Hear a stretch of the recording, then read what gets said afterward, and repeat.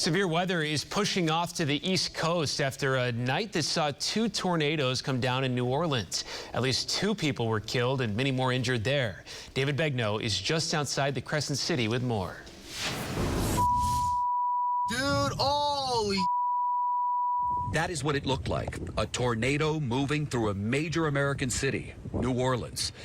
This is what cut through parts of New Orleans and moved into nearby St. Bernard Parish. The twister moved through New Orleans' lower 9th Ward without doing much damage. But as it touched down in St. Bernard Parish, it was devastating. James Dickerson was in his home in Araby, Louisiana, with his 5-year-old son. And the house started shaking, and then when it pulled the roof off, I was, sheltering him, and then it was pulling me off the ground. His house is now ruined. Dining room here, I had bookcase, anyway, there's the front door, was there. Well, that was a church. The damage in St. Bernard Parish is widespread. Power lines are down everywhere. Streets are littered with debris that is actually pieces of people's homes.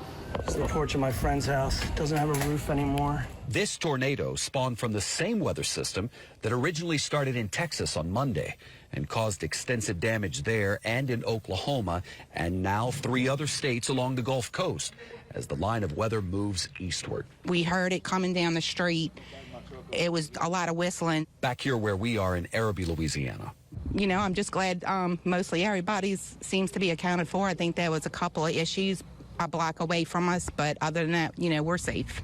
As we were driving around assessing the damage, we saw this school bus tossed like a toy. That's a 25,000-pound school bus, so you can imagine the force of this tornado.